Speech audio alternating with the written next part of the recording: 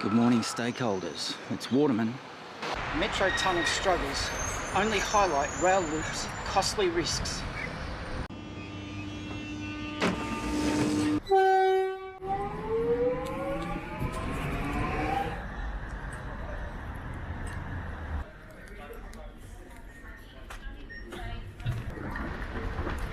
As thousands of Sydneysiders took their first trip on the new extended Metro rail line under the harbour this week, Victorians were forced to reckon with a string of revelations about possible delays, increased project costs and compensation claims on Melbourne's $14 billion Metro tunnel. Waterman here.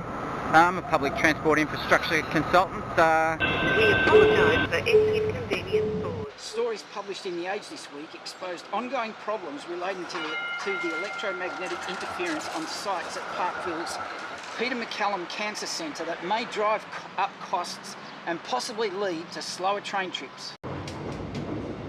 It is staggering that as of Friday, the government admits the impact of trains and equipment is yet to pass acceptable levels. The risks to the hospital's MRI machines were forecast a decade ago.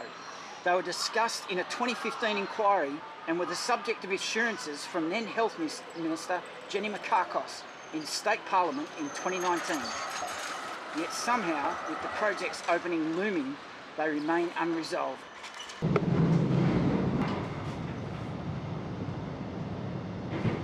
Building a 9-kilometre tunnel beneath the city centre with stations close to heritage-listed buildings, churches and hospitals was never going to be easy. The Grattan Institute and experts such as Bent Fliffberg warned that mega projects like the Metro tunnel will almost always blow out by huge sums.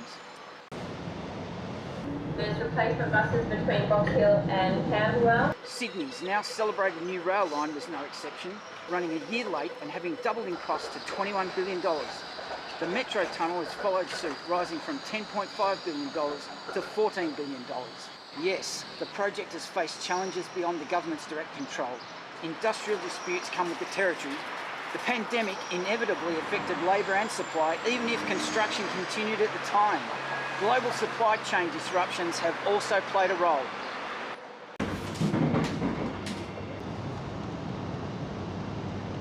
The issues revealed this week were firmly within the government's power to resolve, yet it failed to do so.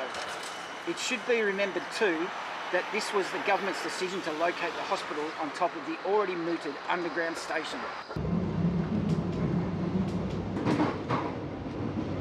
The impact on the travelling public is contested. The travel time between the two freshly built stations at Parkville and Arden was touted as 2 minutes for a long time.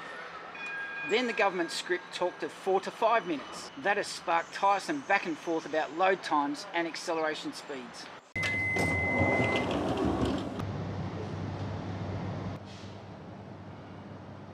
The fact is, this is a brand new rail line that should be able to operate at its peak. Failed planning is the hallmark colliery when politicians announce mega projects in the shadow of or during electoral campaigns. Polished renders of underground tunnels and new highways look good on billboards and flyers, but often the project's benefits to the community don't match up to the exorbitant costs. This is not to imply that building ambitious projects is never worthwhile. The Metro tunnel, which will link Kensington to South Yarra via a new 9-kilometre subway, brings enormous gains to the city's transport network.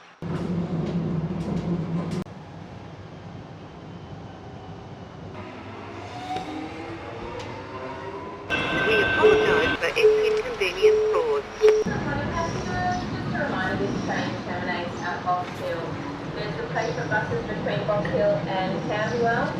It obviously takes replacement buses. Please head upstairs and find stations after the morning train.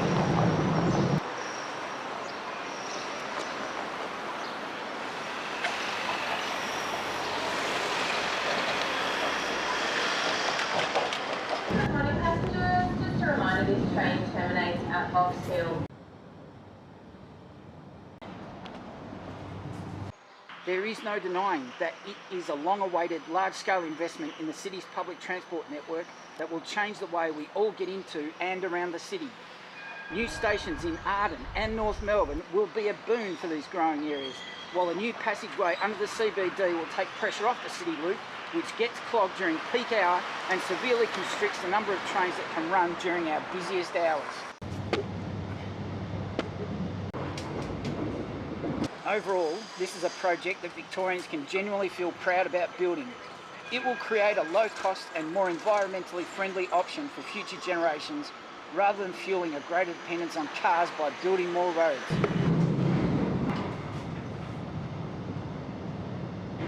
That said, building a worthy project does not absolve the government of its responsibilities to be transparent and careful when spending billions of taxpayer dollars. It is a scandal that Victorians, the investors of these projects, are kept in the dark about their progress, informed of problems only when journalists uncover this information, as The Age did this week. There's replacement buses between Box Hill and Parkville. It is also a concern that the government carries out a benefit-cost ratio to evaluate the economic merits of a project only before the project is built, when costs are a mere estimate. This means that by the time they commit to building, the project's economic case is always far rosier than the truth.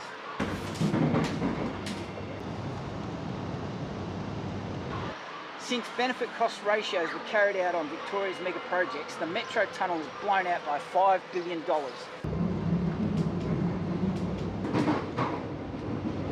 The Westgate Tunnel by $4 billion and the North East Link road project by $10 billion.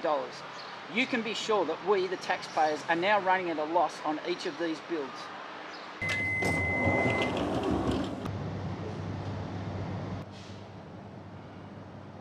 The government should be leaning more heavily on the independent advisor on building projects it established, Infrastructure Victoria, to do what it was intended to do, which is to take the politics out of infrastructure.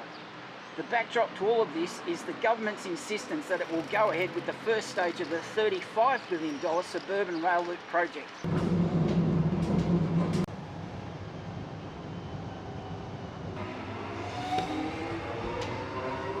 Even if it goes to plan, and all recent evidence suggests it will not, that financial imposition looks unbearable for the state. As David Crowe reports today in The Age, the federal government is unwilling to provide any more funding for the project until there is greater evidence of its merits. At least some policymakers are showing some modicum of restraint. It's past time that the government hit pause on the project. The state cannot afford another blowout.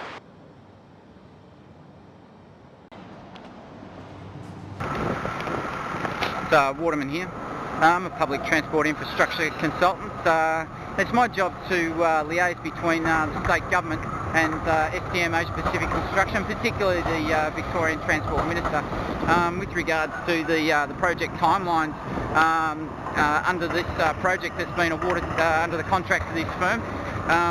It's my pleasure to welcome you if you're an investor from interstate or overseas. It's Waterman. Welcome to Project Melbourne Metro Underground Rail. Waterman here. I'm a public transport infrastructure consultant to this firm. And where's that one? Waterman here. I'm a public transport infrastructure consultant. Waterman. I'm a public transport infrastructure consultant. Waterman. I'm a public transport infrastructure consultant to SDM Asia Pacific Construction and the Victorian State Government, and particularly the Transport Minister. It's my job to liaise between SDM, the timelines and the project management operations of the contract awarded to this firm. It's my job to liaise between the Victorian State Government and SDM Asia Pacific Construction. It's my pleasure to welcome you here tonight. It's my pleasure to welcome you today if you're an investor from interstate or overseas. Good morning passengers, just a reminder this train terminates at Box Hill. This article is The Age's view, its editorial, published on August 23, 2024.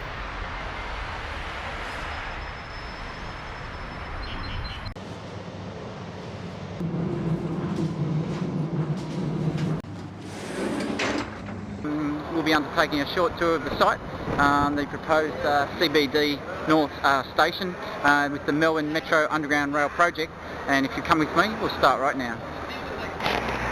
Waterman here. Waterman here. So if you come with me, we'll start right away.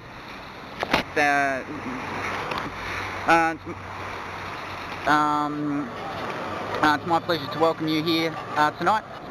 So if you'll come with me, we'll start right now.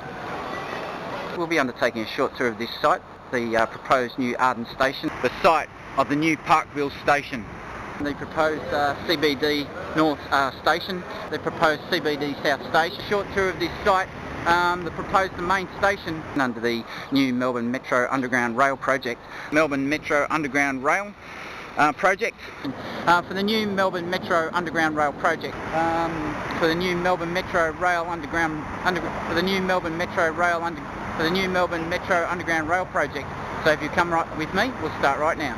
The Melbourne Metro Underground Rail project, and if you come with me, we'll start right now. If you come with me, we'll start right away.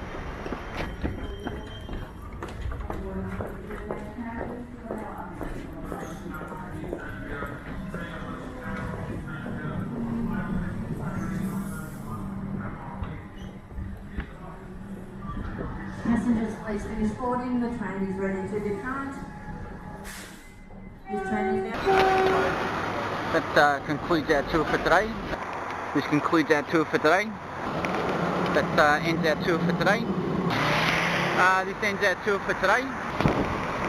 That ends our tour for today. If we hope you enjoyed this insight into the state government's preparations for how your investment money is being spent. If you have any more questions, my name's Waterman. My name's Waterman. If you need any more questions answered, my name's Waterman. My name's Waterman. If you have any more further questions you need answering, you can contact me via STM Asia Pacific Construction or the Victorian State Government Department of Transport.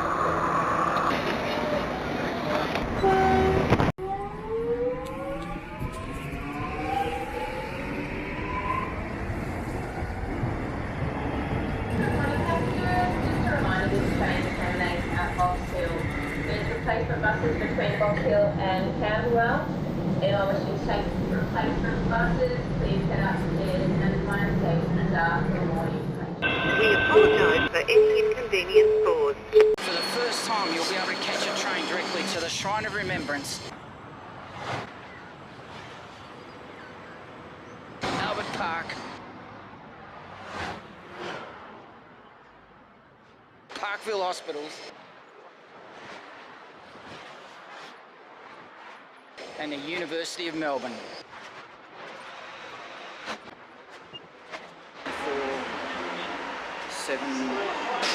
Melbourne's new Metro Tunnel, arriving 2025, 5 new stations. Arden Station, Parkville Station, State Library Station, Town Hall Station and Anzac Station. The Metro Tunnel will give direct train access to new destinations. We apologise for any inconvenience caused. Stakeholders, it's Waterman, and there you have it. That's the more trains, more often.